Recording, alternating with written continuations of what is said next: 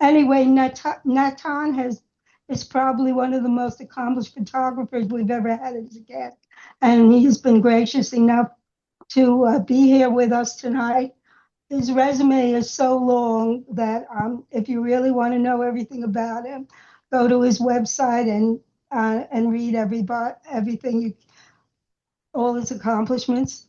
He's been an educator, a photojournalist, won many competitions, exhibited all over the world. He had 2 degrees from Tel Aviv, and then he decided to go to New York to get a degree in photography at the School of Visual Arts, and soon after that uh, started teaching at ICP, and he has been director of their part-time program, and now he is director of, and I don't have it right in front of me. What in Houston, Texas? Uh, Neton, what's the name of it? I am the managing director of education at the Houston Center of Photography, the HCP. Houston Center of Photography. I believe 50%. And what else can I say? He lives part-time in Israel and part-time in the United States, and has full-time been traveling all over the world, winning competitions, exhibiting, etc. So let Natan speak for himself All right. now. Thank you so much, Marilyn. I appreciate the introduction. Guys, it's such a pleasure to share this evening with you. I don't know how strict we are on time. Any chance we can carry it until 8 p.m.? Because I have Sure. a lot to show. All right, so I have a lot to show you. If we're recording, if somebody needs to leave early, fine. I'm always an overachiever, so I packed a lot to show you, and want to also open the floor for questions at the end. Yeah, I've been a photographer for quite a while. I'm 53 years old. 54 in August, probably. I'm originally from Israel. I've been living in between Israel and the United States since 2008, when I moved to New York to do my graduate degree in fine arts at the School of Visual Arts. And then I sticked around until 2020, went back to Israel for a short stint, and then came back to the United States now in Houston. I wasn't always a photographer though. So, let me actually share my screen if I can. So I'm going to show you a fun presentation that I prepared for the Houston Camera Club, which is, your counterpart in the third coast here on the south. And, when I first, years ago, when I traveled from one festival to another, I found this business card in my, next to my passport. And this was my last position in high tech. I have a bachelor's degree in computer science and economics. And then I did an MBA and was in different R&D positions and marketing positions for different high tech companies. So here, group manager before I moved to marketing. That felt like a voice from the past. Photography was a hobby. I taught myself photography while traveling and then took a couple of classes and really enjoyed it. People enjoyed it as well. But I didn't think that it's a profession because it's the most popular hobby on earth. Um, what happened was that in 2003, suddenly Time Out, I met somebody in Israel that was working for Time Out, and they somehow got me to interview for them and start photographing as a very part-time job in parallel to working in my full-time position in high tech. This happened like 3, 4 months afterwards. My first cover of what used to be the biggest bar in the Middle East, somewhere in Tel Aviv, a bar called the Lansky. And then came a few more, magazine covers. I found myself starting to photograph more and more. And before I knew it, I went to Burning Man in August 2003, 23 years ago.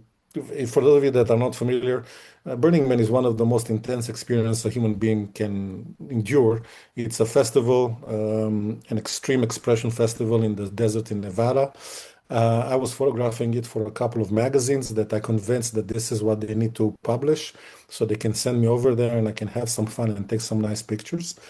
Coming back, I went through a festival in France called Visa pour l'Image, which is the most important festival for documentary photography and journalism, which was where I came from as a photographer.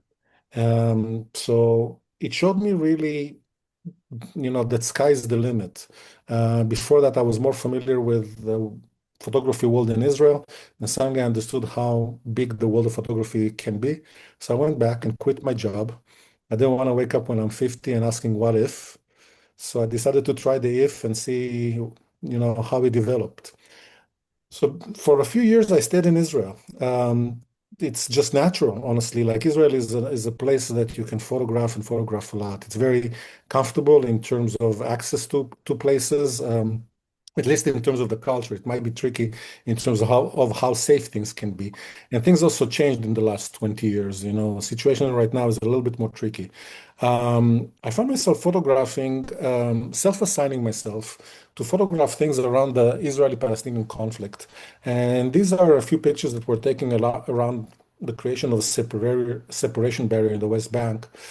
From there, I started photographing my first documentary project, which was in Gaza Strip, a place that is obviously very much in the news in the past few years. This was during a period that was called the disengagement, where Israel evacuated 21 settlements from the Gaza Strip and 4 settlements from the West Bank. I decided to focus on one of the settlements, which was called Shirat Hayam, a Song of the Sea. And stayed with them for about 3 months, the last 3 months in the life of the settlement, until eventually they were evacuated. This is, in a way, the last supper of one of the families there. And while I was photographing, it's a very immersive experience to go and do an embedded project like this. Everybody in the room is crying. The settlers, the soldiers here on the right-hand side, and myself, another reporter that was in the room. Regardless of your political views, it's a very intense political or personal situation. I was always more interested in the human aspect of pretty tough situations. Having photographed Jewish settlers, I continued doing that. And this is a picture that was taken about 6 months later, in February 1st, 2006. What you're seeing here is a conflict between young Jewish settlers and the Israeli police that are coming to destroy 9 illegal buildings. You can see a little bit of the buildings here in the back. The buildings were illegal and they were to destroyed by the order of the Israeli Supreme Court, but there was a conflict between the Jewish settlers that tried to prevent the military and the police from doing their jobs. So it went into a crazy day of conflict. Um, Having seen those pictures, as a photographer, a lot of times you evolve by starting to create more images, testing a few genres, seeing things that more excite you. You produce, and at some point you're asking yourself, where is this going? And sometimes because you have some dreams and aspirations, and sometimes you need some other people to come look at your work, people that are usually more educated and more experienced than yourself, and let them actually see some intertwining lines in your work.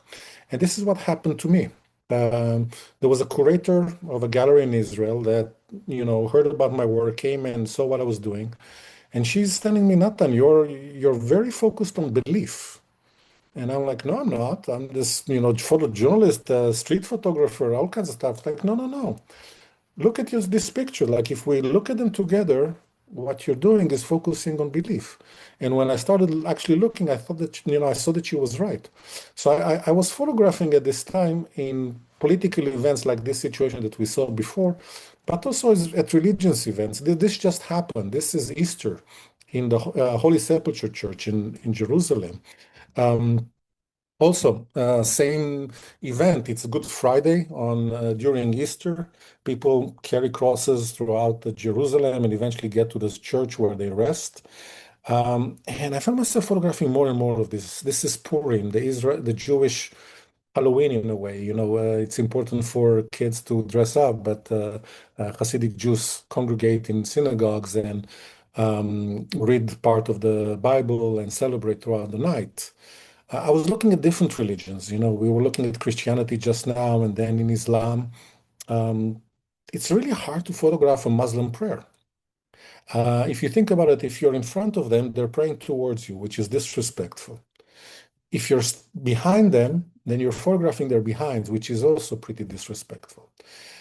From the side, it doesn't really make a great picture usually, So I was really lucky in 2009, 2008, actually, the end of 2008, I was waiting for to do another shoot in a Muslim town, and suddenly I heard that the muezzin calling for the prayer. I went in, and suddenly I was able to photograph this picture, which is one of my favorites in the series.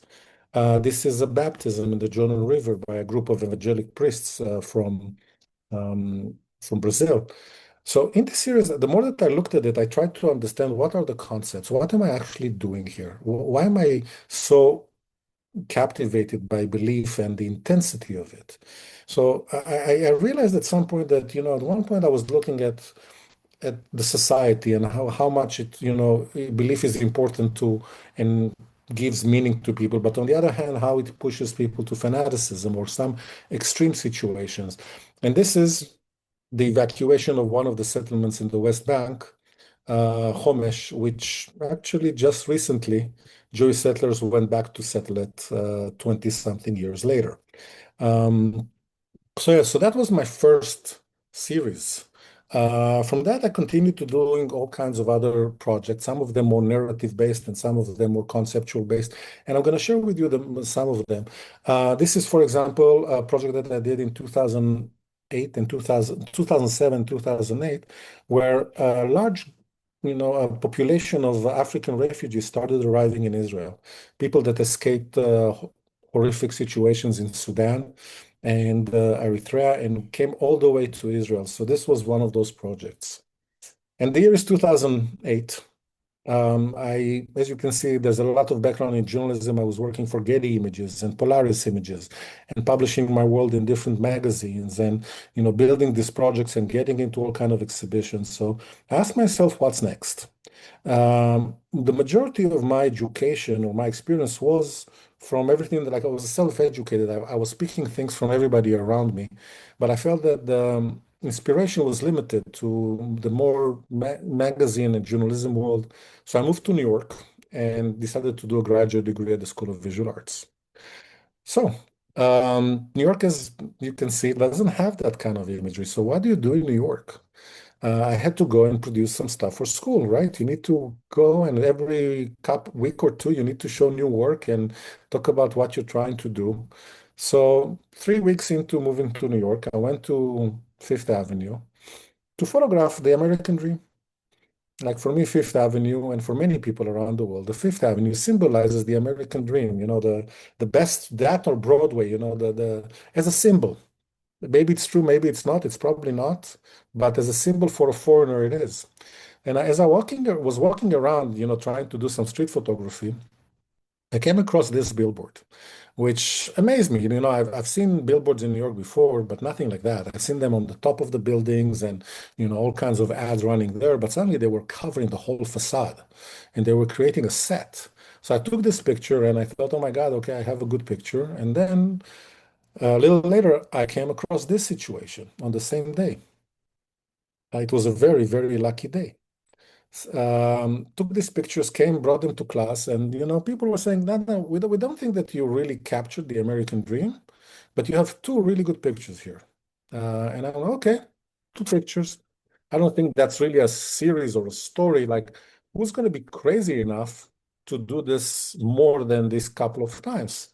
Well, apparently many people would be crazy and do that. And through the next few years, I found myself photographing more and more of these billboards. Instead of me, searching for a project, the project kind of found me.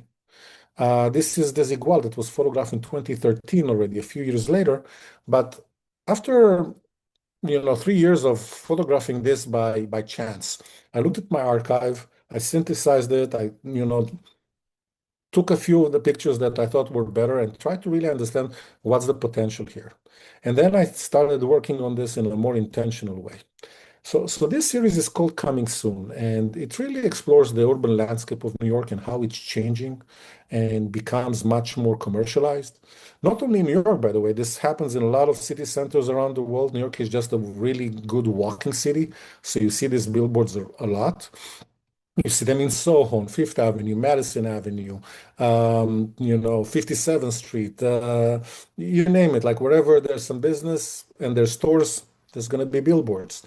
And these billboards kind of created movie sets that people were kind of walking into it and, even not aware. This is one of the rare pictures that somebody's actually looking at the billboard. In most cases, people were kind of oblivious to them or kind of disregarding them. And it showed me the attention span. Americans that have so much exposure to advertising in a way block it out. But foreigners would actually be much more aware of those. It really looked like something that is absurd, that is, captivating, but also troubling in the same time. And while I was working on that, I tried to find interesting juxtapositions between the utopia that is presented in the billboards and the reality that is under it. What is the relationship between the world as we are being trained to desire versus the reality that is under it?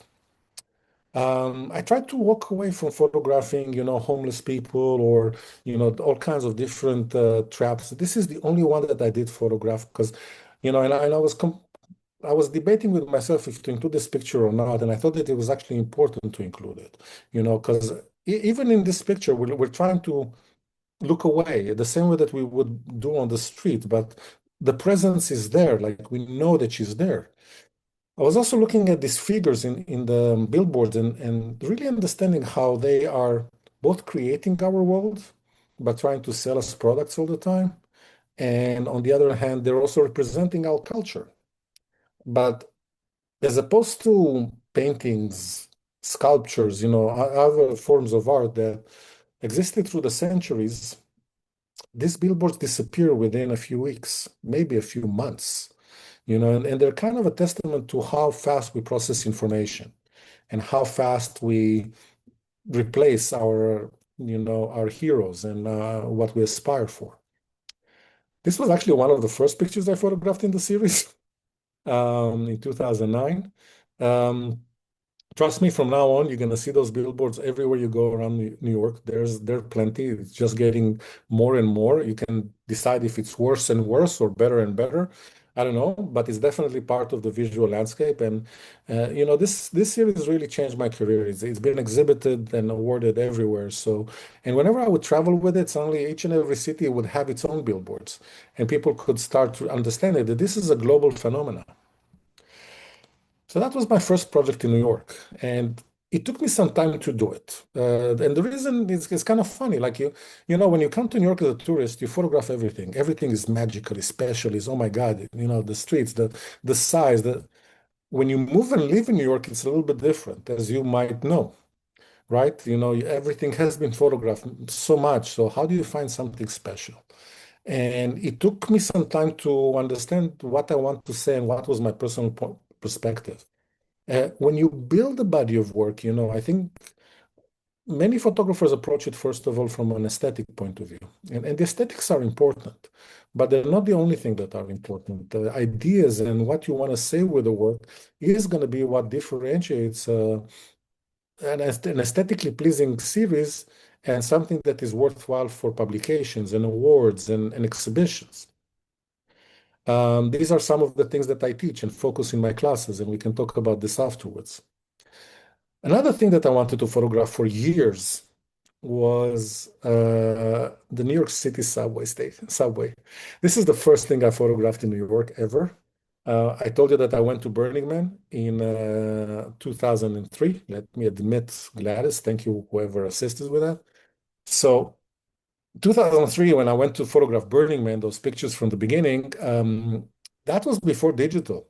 So I went to B&H, bought the fanciest Canon film camera that existed back then, the Canon 1V. If you ever photograph with Canon, that was a piece of art, that piece of camera. Bought some film and went out to practice. Where do I go? Immediately into the subway. So these are the first pictures that I've ever taken in New York. And I photographed, this couple in the subway, and these people. But as you can see, this is not now because there's people are actually reading the paper and not holding an iPhone or something like that. And even this picture, and it's interesting because it's kind of funny how our mind works. It leaves us traces, it leaves us a breadcrumb, and it shows us how we're constantly interested in the same subject, but we don't realize it yet. So remember this picture and the separation between the people. Um, when I moved to New York in 2008, I was photographing different things for my school. So we saw the billboards that took a few years to complete. They started really after I graduated. But another thing that I wanted to do immediately was photograph the subways. This time I did it differently. I went into the subway stations at night. This is not COVID, guys. This is 4 o'clock in the morning, Times Square. I wanted to be in spaces that were usually inhabited by so many people, some of the busiest places on earth. And suddenly I was there by myself. I was the master of the station. It was a bit of a weird, eerie feeling, magical, magnetic, and disturbing at the same time. So I started collecting these pictures, brought it to school, and the main question that was asked, so why are you doing this? And my answer was, I don't know. I like the experience, I like the formality of it. These are beautiful pictures, but I'm not sure about this, what do they mean beyond that? And with however I enjoy these pictures, I put them aside because again, like you're searching for something that is more meaningful. And I tried a few more things, but nothing really made sense. Everything felt like it's been done before, or I wasn't adding anything to some artistic conversation. I was just repeating what other people already did until 2013. So these were photographed in 2008. 5 years period it took until a friend of mine stayed over, another artist, and we were talking about our fascination with the subway and other stuff in New York. And then he said something fascinating. He said, it's interesting how you stand on one platform and look at the other, how the other side looks like a photographic film. And you guys, I think that you've seen a few films in your life, right? So it's not like how the space is dissected with the columns, and it looks like you have single frames, or how you on if you're on the express and looking at the local trains, or vice versa, it looks like a 8 millimeter film that you run. And like, man, I love what you're saying. Let me see if I can play with that. So a few weeks later, I was in Bushwick photographing an assignment for a French magazine called L'Express. And then when we went into the subway, I suddenly see this scene in front of me, and I'm like, oh my God, here are my friends. I start photographing this, not really realizing how to photograph it properly. And I photographed this picture. Now, I don't know if you see something weird about this picture, because this might look very natural to anybody living in New York, but to a foreigner, it's not natural. It's not natural that five people will stand on a platform almost mathematically separated from each other in terms of the distances.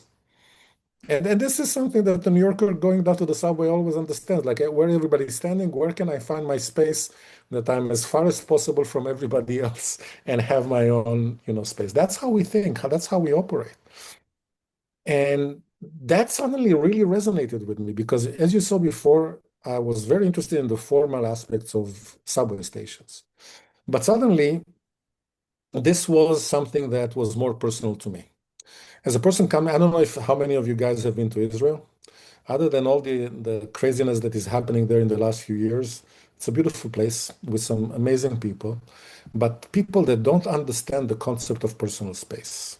No such thing. Now it's a little bit different, but because they opened up for the world. But 10 years ago, nobody knew what personal space was. If you are stuck in a traffic jam, everybody's looking into everybody's cars. It's polite to stare. It's weird if you don't look at somebody. It's like you're avoiding them. And so the experience in Israel is everybody looks at each other.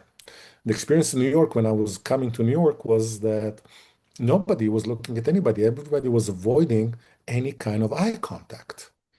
it felt very lonely, if to be honest. If it felt very separated, very different. And suddenly in this picture, it manifested itself. I could see the relationship between the personal space and the public space, visually separated. So again, I lived with it a little bit, a few months, and I did some research and I started photographing this. And the first pictures are not perfect. What you're seeing here is one picture.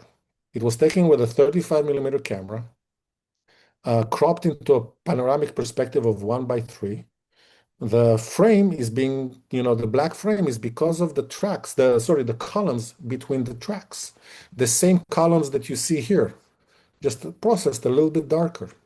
You would notice that this picture does not have a white, any kind of border on the right-hand side.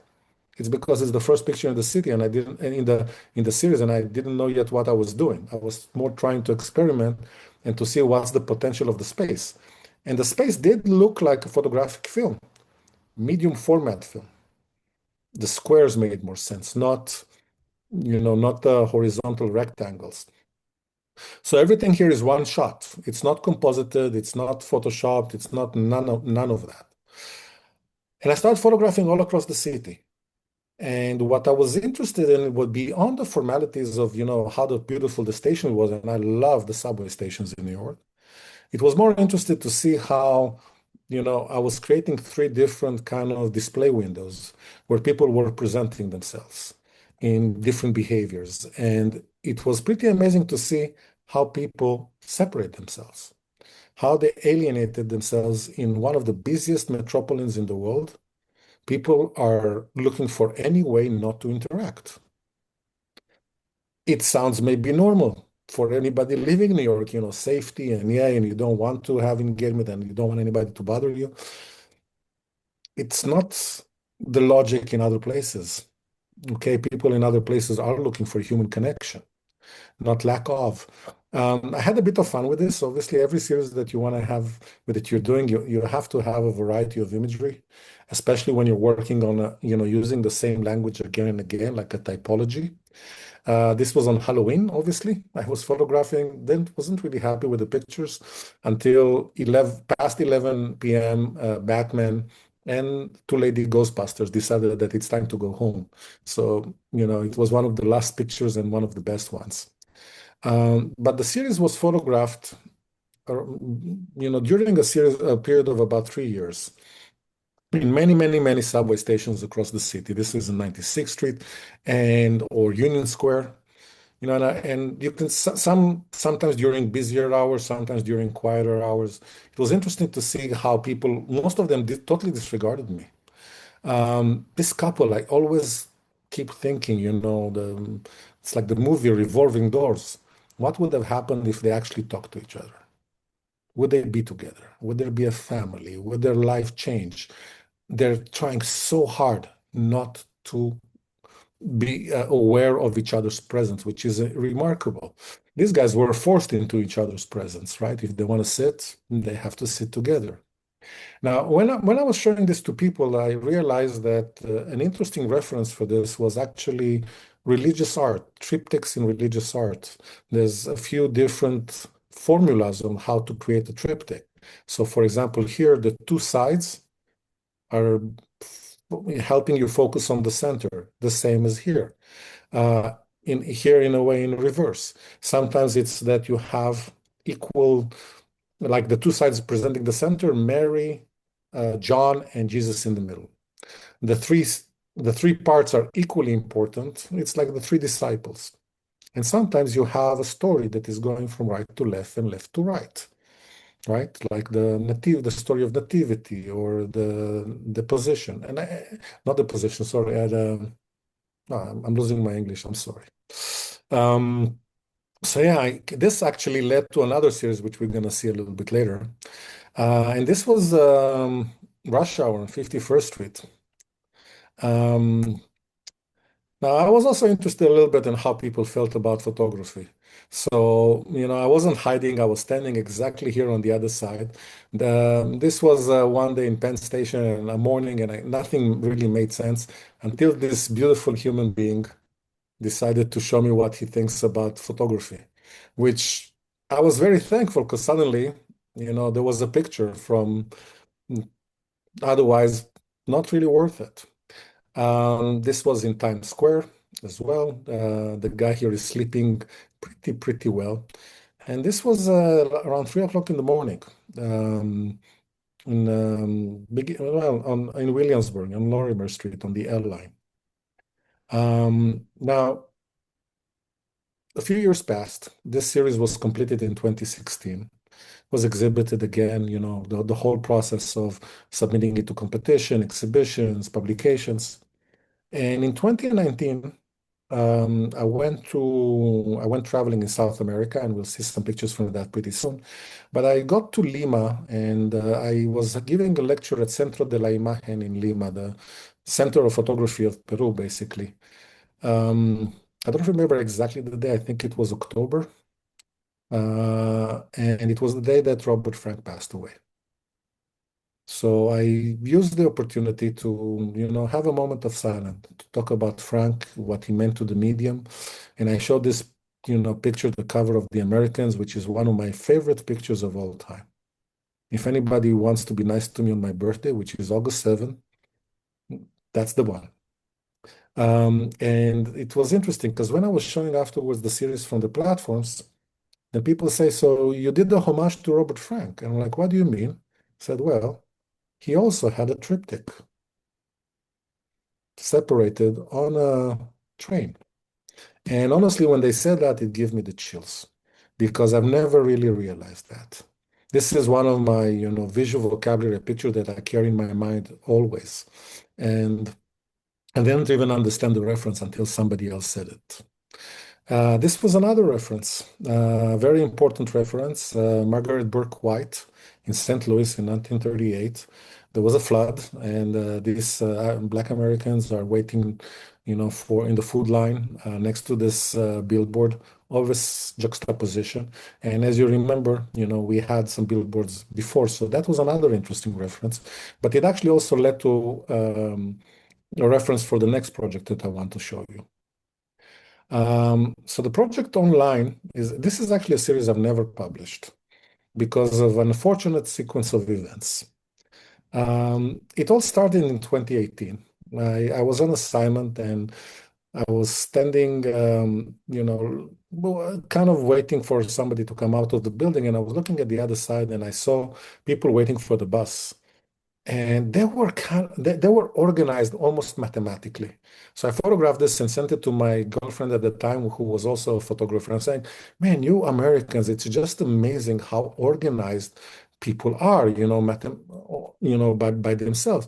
And this is not this. She was saying, "You need to explore this phenomena of the line, how this was created, and maybe there's a story here for you."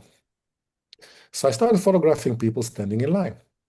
Again, as an Israeli, if you've been to Israel, standing in line is science fiction. It's more survival of the fittest. If the door to the bus opens, everybody storms the bus, and yeah, and good luck.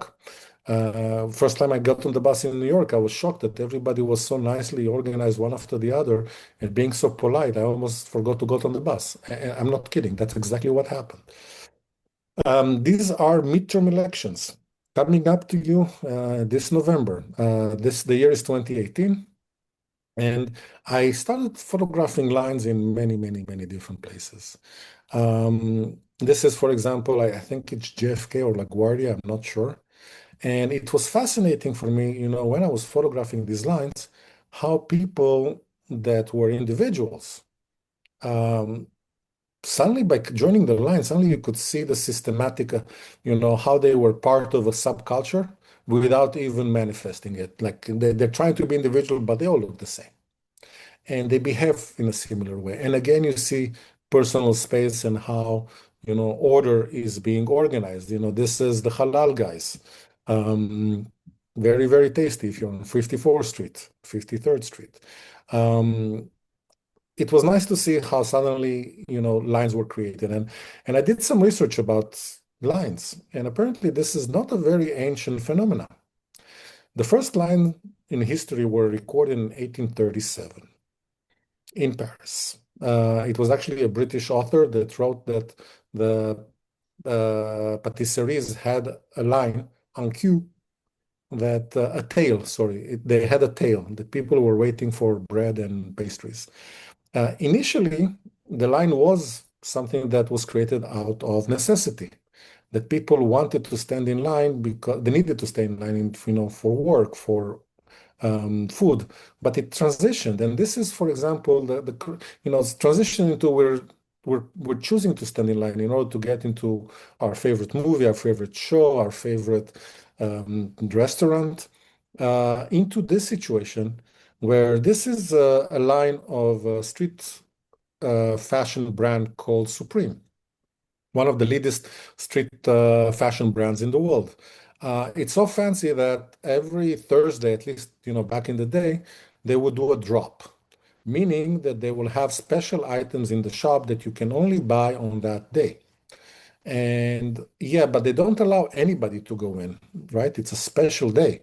So you need to register online to get into a lottery. And if you're lucky, we will allow you to stand in line so you can buy our products. I kid you not. That's the mechanism, a very smart marketing mechanism, creating basically value of standing in line. Standing in line became being in, being social, being right. So this is what this guy do, and most of them, by the way, purchase the clothing and afterwards resell them in the gray market. It's more about being cool. Uh, this you might have seen, Black Friday. People here were standing at 10 degrees Fahrenheit, guys, in order to get a cheap TV outside Best Buy or something like that. It was just mind-blowing to see this. I started also looking how people were standing or being in line in a different way in different places. So this is, for example, in how you call it, not Flatbush. Um, I forgot the station all the way in Queens, end of the 7 line in Queens. Flushing. Flushing? Flushing. Thank you. Flushing. I had like a Flatbush in my mind, knowing that it's not Flatbush, Flushing. So this is how people waited for the bus there, and this is how people wait the bus in downtown, in Battery Park. Right? Again, look at the systematic organization. It's, pretty, but it's not the same in many places. This is the entrance to um, I forgot the name of the agency, but for job search, people that are unemployed and they need to report every so often. This is the entrance to the federal court in downtown Manhattan, on a pretty nice and rainy day. So, again, you're looking for systematic, but you also look for special moments like this couple here having a talk in the middle of the rain is magic. It creates something a bit special within this, urban landscape. Or this, for example, these are kids, young men and women waiting for the line to the bathroom at the Holi party. Holi is an Indian festival where people throw paint at each other. So everybody started in white and became pinkish and greenish and all kinds of other colors. And this was the last line I photographed. And this was not photographed on my camera. This was photographed on my phone because I was an idiot and I left the home without a camera. I left the home without a camera because I was trying to buy my friend some thermometers. She didn't believe that her temperature was so crazy high. Her personal thermometer that didn't make sense. So she asked me to get her another one. And I couldn't find one because there were no thermometers or toilet paper or anything around. This is the first days of COVID, guys. All right. This was Trader Joe when people were still waiting here. I went home to grab my camera. By the time I got back, within 1 hour, there was nothing left. All right. So now, when I started showing these pictures to people during and after COVID, it stressed people out like crazy. They're like, we need 6 feet apart. We cannot see people so close. People were in a different mindset. So this is kind of a series that maybe I'll publish one day and talk about lines and the social phenomena. It's called Online because New York is the only place on earth that you stand online and not inline. Just so you know, New York is special, and for in many different ways, that's another way. So yeah, so 2019, that was actually, so what you saw now was a picture after I returned to New York. But what happened was that in August 2019, I put all of my stuff in a storage unit. I had an opportunity related to a departure from an apartment, and I went traveling in South America. I was 47 years old. Did the backpacking trip, the second backpacking trip in my life. The first one was in Southeast Asia when I was 27, and that was where I taught myself photography. This one, I said to myself, I have the financial ability and the right situation. Why not enjoy life? So I went to South America and I was, obviously took with me a camera and a lens, a good one, a great DSLR, Canon 5D Mark III and a 2470 lens.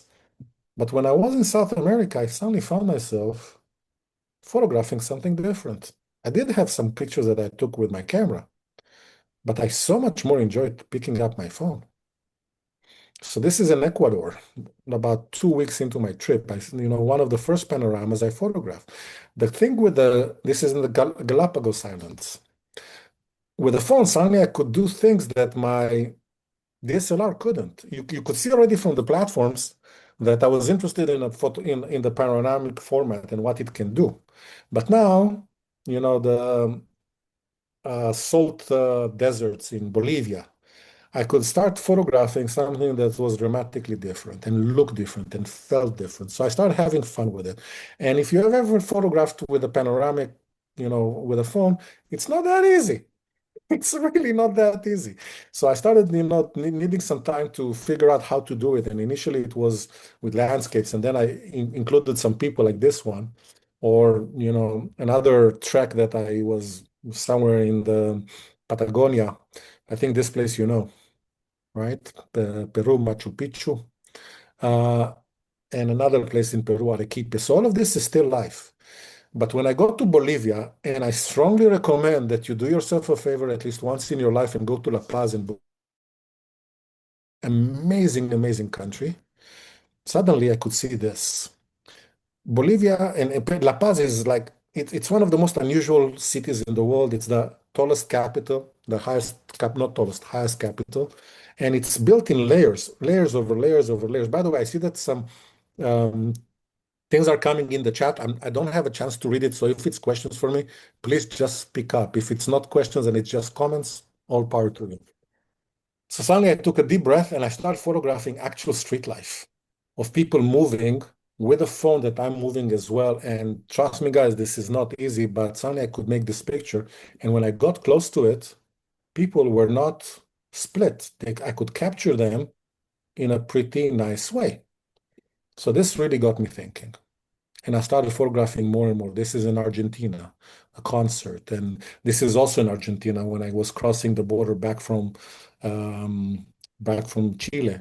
And here, by the way, there are 4,000 sheeps. So if you ever wondered how long do you need to wait on the road for 4,000 sheeps to do their thing and allow you to pass, 2 hours and 17 minutes, just in case you were wondering. Now, why am I showing you this? It's a bit of fun, right? It's nice to be playful, but it's interesting how experimentation eventually leads to evolution. And coming back to New York, I came back, I was offered to move back to Israel to build a photography center in Tel Aviv. I've been teaching at ICP since 2011, street photography, documentary photography, editing and sequencing, all kinds of courses. And a group of professionals wanted me to come to Israel and build a school there within a big photography center that they were building. I signed a contract in January 2020, not knowing what's about to happen. Went back to New York because I had some stuff to finish. I had some courses at ICP. I had a couple of exhibitions. I had my stuff in storage. I wanted to put them on the ship and send them to Israel because I was moving back, right? Well, COVID. So COVID came, like everybody, I started freaking out for my life and trying to figure out what's life. And I decided to leave everything in storage and get to a plane and move back to Israel before they, do the right thing, which they never did, which is close up the sky. There were always planes flying between Israel and the United States, which is just baffling. But Before I left, I decided to say goodbye to the city. So I took my cameras, I had a mirrorless of Sony, a DSLR from Canon, and I wanted to do my last walk to say goodbye to all the places that I worked at and taught at, and all the places that I created my projects. Here's the entrance. This is 42nd Street next to Grand Central. So I did photograph everything with my DSLRs and mirrorless and fancy cameras. But suddenly I picked up my phone and did the same panoramas that I did in South America. But now they were more meaningful. Because suddenly, I had the guy here waiting to let somebody in through the door and nobody comes in. And the hot dog vendor that sits down and waits for nobody to come. But still, the pretzel, everything is ready. I went to Grand Central. This is how it looked. And the panoramic format allowed me to experience the city and present it in a different way.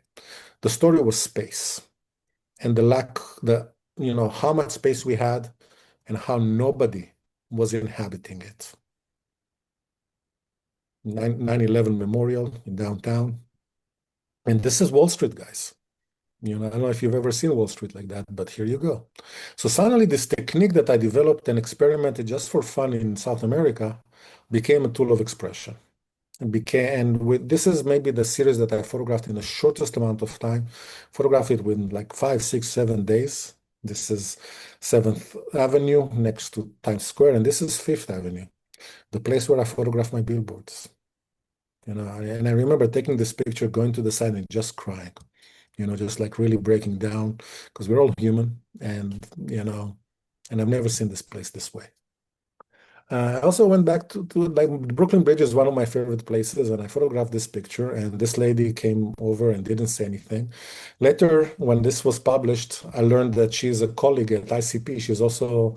She's a student, and then she taught a few things, and she didn't know that I was photographing because everybody was covered with everything. But this suddenly became a picture for her and her parents. That's her memory from COVID. Yeah, Bryant Park. Um, as I said, I moved to Israel. I don't know how much you remember about that period of we're the first country that got the vaccines.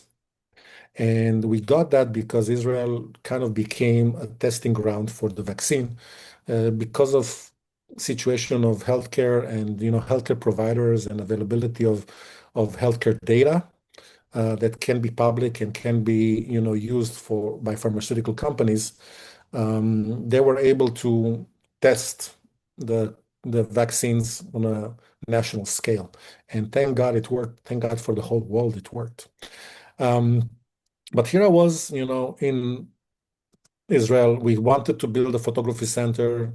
We did a lot of amazing stuff. Eventually, it wasn't built because the second wave came in, and we understood that cultural centers and schools are not going to be open anytime soon.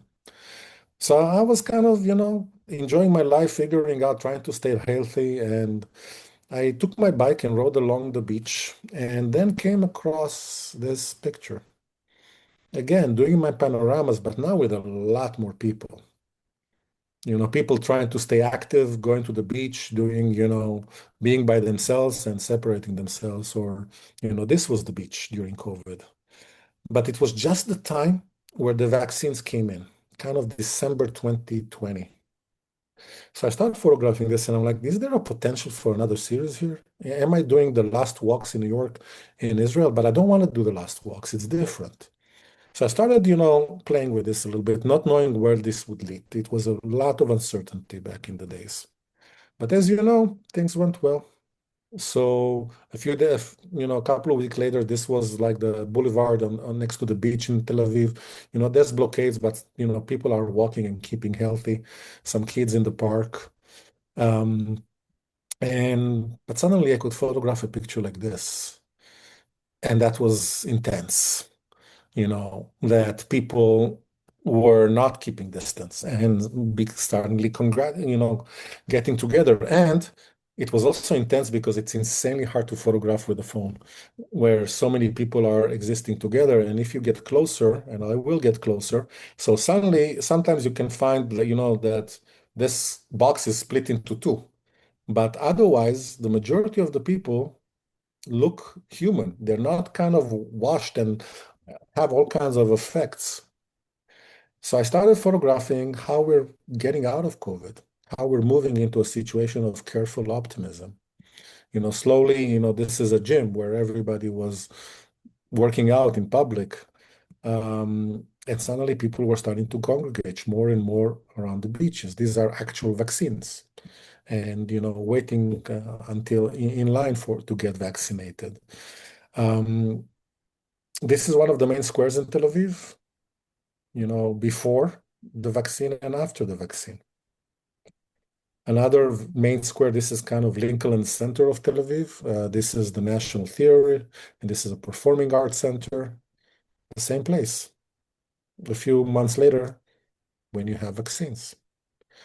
The main boulevard in Tel Aviv, it's a famous cafe, the same place, a few months later. So I started really exploring street photography with a phone in one of the most intense situations in the world. And it was a pleasure because I really could pull apart, what a phone can do. And this is elections in Tel Aviv, a complicated situation. This was one of the technically toughest pictures I've ever made in my life. There's about 16 people here with balls that are flying up in the air, and I'm photographing it with a phone, scanning reality at different speeds, trying to make sure that nobody is looking abnormal.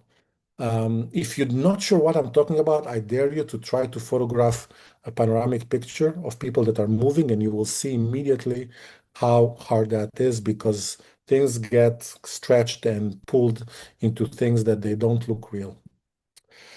So, these are some of the bodies of work that I did, but I thought also maybe let's have a little bit of fun.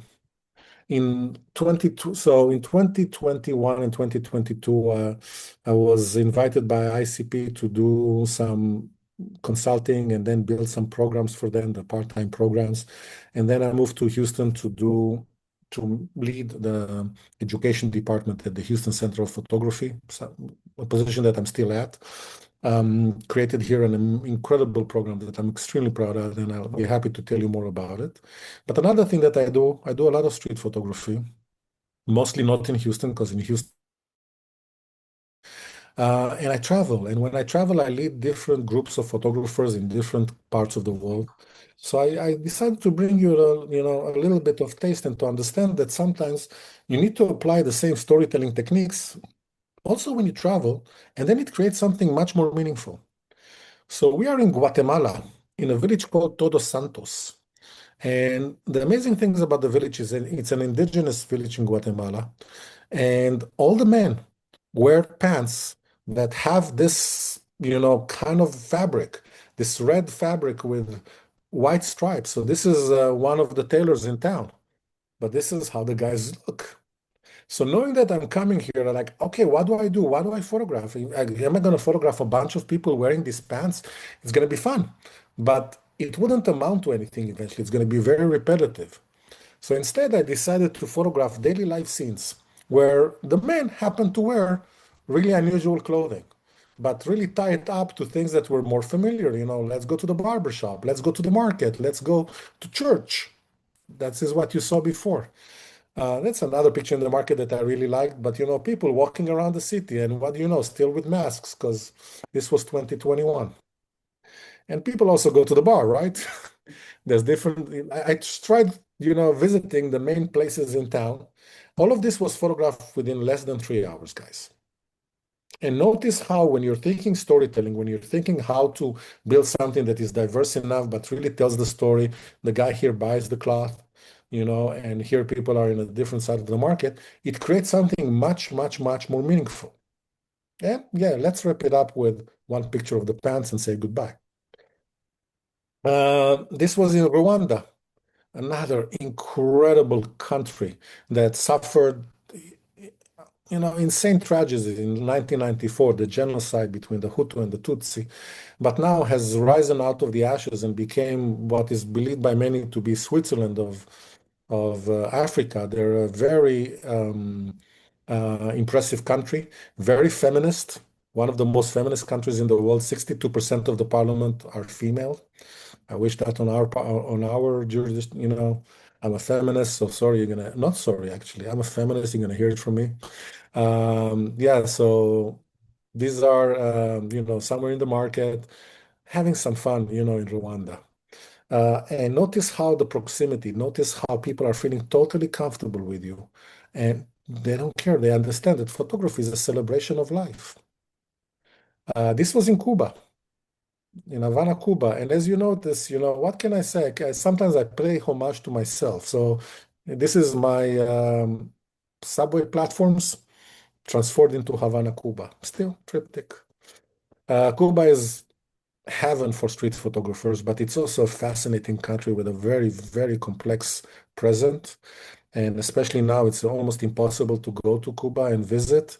Um, yeah, I try to walk away from the general, basics. Here's a cigar, here's the cars, but actually try to create a body of work that more related to the contemporary reality that the humans, like that Cubans face. It's a very, very lively place. Um, well, I had to photograph one car. Yeah, when you see this, you cannot not pick up a camera, right? But these are more moments that I'm interested in. The Cartier-Bresson decisive moment in the middle of the rain, and suddenly, gold comes out of nothing. That's it. That's it, what I have for you guys. So, yeah, thank you. Unmute yourself. Let's talk. So, Fantastic. Thank you. yeah. Questions? Amazing, Bravo. amazing pictures. Natan, you got many, many comments in the chat while you were presenting, and people absolutely love your storytelling as well as your images. Thank you. I appreciate that very much. Thank you, guys. Oh, very impressive. Well, photography is a huge passion. Like, as you know, photography is not so much what you do, is kind of who you are. And I've been teaching over 15 years now, passing the knowledge, sharing it, and being able to support practices of photographers, whoever they are, whatever they do, that's a huge passion. So this is what I'm saying. It's such a pleasure and honor to share this evening with you guys. Do you have any questions? I have one, and it's probably because I arrived late, much to my own loss. What were you shooting with? Oh, okay, that's a good question. So I started as a Canon photographer. All my DSLRs were Canon. Yeah, but when I moved to mirrorless, I was smart enough to buy my first mirrorless camera from Sony in 2017. I was photographing. I remember there was a funeral of a cop on Fifth Avenue. The whole parade into the church. And next to me was Todd Heisler, a photographer from the New York Times that I really appreciate, by the way, incredible photographer. I was with my 5D Mark, like, all my toys, photographing. And he's next to me with his Sony 9 and Sony 7. I don't remember even which version that was. 9 was one of the first. And I'm seeing, that he's like pressing a few buttons, pressing on the computer, and says like, okay, the pictures are at the Times now. I'm like, what do you mean? You didn't download them. You didn't. It's like, I don't need to. These are new mirrorless cameras. They know how to do a lot of stuff. And I was so shocked because I needed to download my pictures, put them into Lightroom, select them, send them. It was a while. It was a different effort. I'm like, okay, this Sony thing, I need to go in and have a look. So a friend organized a meeting with Sony, and I bought my Sony Alpha 7R Mark III, which was a game changer. Just understanding what a mirrorless camera can do. I went and photographed the same platforms with a Sony camera. Wow, mind-blowing different. A few years forward, and when I was in Israel, suddenly a friend of mine was approached by Sony to be their ambassador in Israel, but he was the Canon ambassador. So he's like, Nathan, I know that you photograph with Sony. Do you want to continue photographing in Sony? So I said, yes. So I'm the Sony ambassador for Israel. We just came back from London from the Sony World Photography Awards. I photograph with an Alpha 1, Alpha 7R3.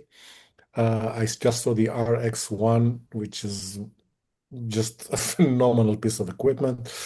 Yeah, if you're not photographing with a with a mirrorless camera. Shame on you. It's time to grow up and buy yourself an phone. Okay, gonna change your life, and you better do it with Sony, but you don't have to. Canon are great, Fuji are great, Nikon, but they're getting. Yeah. So that's what I'm photographing with. My lens of choice is a 24-70. I love it. It's Really? comfortable. Yes. Yeah, really. 22.8. Now there's one waiting for me in Israel, a 2870 2.0, new toy. It just covers, it's the majority of the picture that I photograph will be around that focal length. But for example, when I was photographing the Subway series, I noticed that almost all my pictures were photographed at a 35 millimeter focal length. So I bought a 35 millimeter 1.4. So I would have a better sharpness through the picture. I have a telephoto lens. I use it only if I have to. 1635, nice, but it's a little bit too distorted unless I really have to use it. It really depends what I'm photographing. Yeah. Where are you teaching now? Oh, I'm teaching in many places. So I am running the education department at the Houston Center for Photography, and hence I'm teaching. You know what? Let me do some unshameful promotion since we're here. Let's move here. So this is my upcoming course, which will start in 9 days. Advanced street photography. If you want to focus and figure out if you're street photographers and what you can do with it and how to work more in series, especially exploring portraiture and complex compositions, because as you saw, my pictures have a lot of stuff in them. So that's the course. And since we're in Houston, everything is priced cheaper than they would be priced everywhere else. Because Houstonians, it's not New York. And I think that you know what I'm saying. So the HCP, Houston Center for Photography, is one of the leading photography centers in the United States. ICP is at a level of its own, but after that come the Los Angeles Center of Photography, the Houston Center for Photography. I'm going to put here all the catalog of all of our courses. Tomorrow, we're going to be releasing our summer catalog. I encourage you to register for our newsletter, and I encourage you to look for what we're doing. You might find courses that are very similar to where you find somewhere else with some of the best instructors in the world in a way that is way more affordable. I also teach at the ICP. My next course at the ICP, I need to get the exact date, but it's probably going to be in the fall about how to do a photographic project. I lead photography expeditions into different parts of the world. I teach in Romania Photography Center. Yeah, I do all kinds of things, International person. Fabulous. Try to. Mostly ICP and Well, HCP. yeah. ICP is home. I've been with ICP since 2011. I've been teaching online street photography, street photography online with ICP since 2014. It was one of the first 3 courses that they ever went online. Before Zoom, before COVID, before all of that. I really like it. Sometimes I do also in-person classes in New York when I'm coming. I'm actually going to be in New York in a couple of days coming for APAD. Should be fun. Do yourself a favor and get to the Armory. So yeah, if you want, register for my newsletter, and I usually send only a couple a year. You register for the HCP newsletter. It's like we send out newsletters every week or so, and they're very, they try to be effective and not bombard you with bullshit. There's some amazing, amazing classes you can find there. We're very, very proud in what we built there. There's another thing, maybe for some of you guys to consider. I built there what we call certificate programs, which are collections of courses that help you work towards a certain goal. One of them is more of the foundations, but the one that might be more interesting for you, let me share again, is called the Advanced Photography Practices. And this one is under education. There's a lot of things, certificate programs, and you scroll down, Advanced Photography Practices. And this program is geared towards creating a body of work with the guidance of incredible, incredible instructors. Have a look through this. It requires 4 to 6 classes over a period of 1.5 years. That comes with a bunch of benefits, discounts, consultations, celebrating your work on different platforms, critique groups, and a bunch of things. If any of you guys are interested in building something meaningful with your work and want to put yourself in a critique group and don't mind studying online, you can do the whole program online. Schedule a personal consultation with me, and I'll explain to you more in detail and figure out with you, look at your portfolio and give you as honest advice as I can. Is this for you or not? And if yes, how to do it, in the right way. We released this a few months ago, and we're overwhelmed by how people react to it, and we're super happy.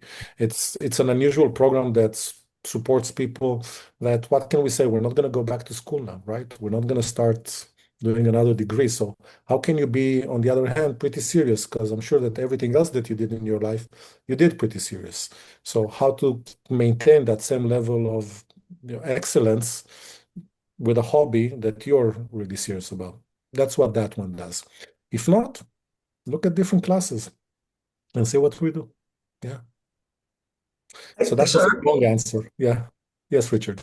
Oh, I'm sorry. I saw a video just yesterday about a black and white street photographer who I guess is making a name for himself, but he is the ultimate candid guy. In other words, he walks around certain areas of Manhattan and other boroughs, very outgoing, starts to talk to people, takes these immediate photos, and he walks around with an off-camera flash that I couldn't identify. It's a small rectangular box, and he's there immediately with a flash when he needs it, not when he doesn't need it. And I didn't know if you had any experience with any kind of flash in the street, or whether that. Absolutely. There's flash systems have developed dramatically, and working with a transmitter on the hot shoe and then handheld flash, that the weight of the flash is important so your arm doesn't get too tired. So having something small and practical that you can kick in whenever you need some extra light is phenomenal. I've been photographing with off-camera flashes since 2005. I strongly recommend it. You need to figure out the system that is relevant for you. Yeah. But there are, proprietary products that might be more expensive depending on your brand of camera. And there's some cheaper ones. And, Godox is a company that creates some cheaper options, but might be very useful. Another option would be to work with a LED light, which is a continuous light. So it attracts more attention, but you see what you get. You don't need to know how to really work with flash. You need to understand flash pretty well to be able to work that way. It's not instant. Like the guy, it's not, science fiction, but you need to learn how to do it. Yeah. For that, there's private lessons. There's, I think that ICP has a course about portable lighting solutions, which might be worthwhile in that case. ICP has fantastic courses, guys. Just a little bit expensive, but they're good. Thank you. Yeah, 100%. Strongly recommend this. Having that like whenever I travel, I bring some toys for my photographers, so I bring some continuous light, I bring some flashes. People usually have a harder time with the flashes. They feel much more comfortable with continuous light because this is something that you can hold in your hand or give to somebody else, and you can change and see what you're photographing, which is much easier for many people. Yeah. Yeah. Any other questions for Natan? Toda v'layla tov. I wish. No, I think the night is young and there's going to be a lot more to do. Guys, thank you so much for hosting me. It was a pleasure. I'm going to also leave my email in the chat. I'm going to leave my professional email at HCP. If you have any questions, feel free to reach out. I try to help. Nata, did you leave the address that you want your check sent to? Yeah. Marilyn, don't worry about it. Shush. Come on.